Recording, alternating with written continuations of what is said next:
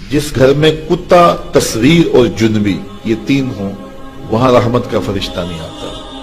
کتا ہو، کسی کو غسل کی حاجت ہو اور اس کے باوجود وہ غسل نہ کرے، جنبی، اور تیسرا جو ہے وہ تصویر، جہاں یہ ہوں میرے حضور نے فرمایا وہاں رحمت کا فرشتہ نہیں آتا۔ تو بعض گھروں کے اندر قد آدم کے برابر تصویریں لگی ہوئی ہوتی ہیں، تو ظاہر رحمت کا فرشتہ تو وہاں نہیں آئے گا۔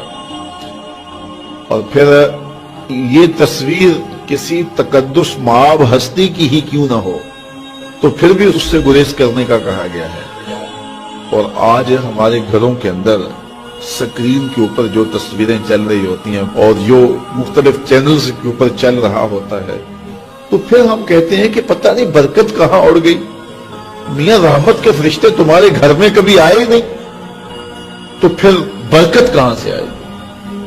پہلے مال تھوڑا ہوتا تھا، پیسے لوگوں کے پاس اتنے نہیں ہوتے تھے، 100 روپے کا منہ کوئی دیکھتا تھا، لوگ پیدل سفر کرتے تھے۔ میں ایک دیہات کا رہنے والا ہوں، سارے لوگ پیدل شہر میں آتے تھے، لوگوں کے پاس دو سے زیادہ جوڑے نہیں ہوتے تھے، اچھا جوتا کسی کے پاس نہیں ہوتا تھا، شادیوں سے بڑے بھائی کا جوتا، چھوٹے بھائی کا جوتا، ایک دوسرے کے جوتے مانگ کے لوگ لے کے جایا کرتے تھے۔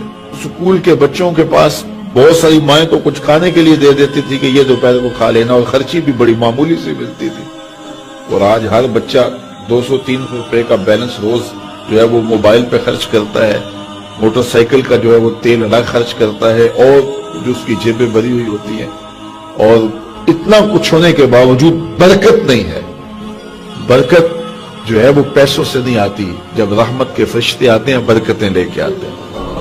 اور ہمارے گھروں کے اندر جو قدآور سکرینیں لگی ہوئی ہیں اس سے برکت اڑ گئی ہوئی ہے، اور اس پہ پھر کیا کیا دیکھا جا رہا ہے اور کیا کیا دکھایا جا رہا ہے، پورے ملک سے برکت اڑ گئی ہوئی ہے۔ پیسے کی فراوانی کے باوجود برکت باقی نہیں رہی۔ کثرت کچھ چیز نہیں ہے، برکت کچھ چیز ہے۔ تو اللہ سے کثرت کی بجائے برکت مانگو۔ جب برکت مانگو گے تو تھوڑے میں بھی اللہ تمہیں وہ سکون اور طمانینت قلب عطا کر دے گا جو زیادہ والوں کو بھی نصیب نہیں ہوتا۔ تو اصل مقصود تو طمانینت ہے۔ تو اپنی اولاد کو جو ہے وہ اپنے عمل کے ساتھ، اپنے رویے کے ساتھ صالحیت کی جانب لے کر کے جاؤ۔ قرآن مجید کی تلاوت معمول رہے گھر میں، اور 5 گانا نماز کے لیے گھر میں مصلے بچھیں، مائیں بہنیں بیٹیاں گھروں میں مصلے بچھائیں، اور مرد حضرات مسجد کا رخ کریں، تو پھر دیکھنا کہ اس کے اثرات مرتب ہونے لگے۔ ایک بندہ جا رہا تھا جنگل میں، تو اس نے دیکھا کہ ایک لومڑی ہے جس کے پاؤں بھی کٹے ہیں، ہاتھ بھی کٹے ہوئے۔ اس نے کہا مالک تو اس کو کیسے رزق دیتا ہوگا؟ تو وہ ایک درخت پہ چڑھ کے بیٹھ گیا۔ ایک شیر آیا، اس نے شکار کیا اور کچھ کھایا اور باقی بس مردہ چھوڑ کے چلا گیا۔ یہ رینگتی ہوئی آگے بڑھی اور وہ جو بچہ کچا تھا اس نے وہ کھا لیا۔ تو اس کا بڑا یقین حامل ہو گیا۔ اس نے کہا کہ مالک تو کتنا کریم ہے، اس کو بھی رزق دیتا ہے۔ ایک غار میں جا کے بیٹھ گیا۔ جب وہ بے دست و پا لومڑی کو رزق دیتا ہے، میں تو پھر انسان۔ ایک پہر گزرا، 2 پہر گزرے، مخاطب سے آواز آئی میرے بندے میں تجھے بھی دوں گا، لیکن شیر بن لومڑی نہ بن، شیر بن لومڑی نہ بن، کہ خود بھی کھا اور اوروں کو بھی کھلا۔ تو قسمت کا ہے جو مل کے رہتا ہے۔ اب وہ شیر بن کے لے لے یا لومڑی بن کے لے لے، حرام ذریعہ اختیار کر لے یا حلال ذریعہ اختیار کر لے، اب یہ ہمیں اس نے اختیار دیا ہے۔ فَلَنُحْيِيَنَّهُ حَيَاةً طَيِّبَةً، اللہ فرماتا ہے کہ جو میرا ہو جائے پھر میں ستھری زندگی دے دیتا ہوں، میں پاکیزہ زندگی دے دیتا ہوں، میں نورانی زندگی عطا کر دیتا ہوں۔ تو یقیناً جو اس کے ہو جائیں پھر اللہ اس کا ہو جاتا ہے۔ فَلَنُحْيِيَنَّهُ حَيَاةً طَيِّبَةً کا روپ چڑھتا ہے ان کے چہرے کے اوپر۔ زندہ ہوتے ہیں تو خوبصورت زندگی گزارتے ہیں، اور جب اس دنیا سے جاتے ہیں تو پھر بھی خوبصورت زندگی گزارتے ہیں۔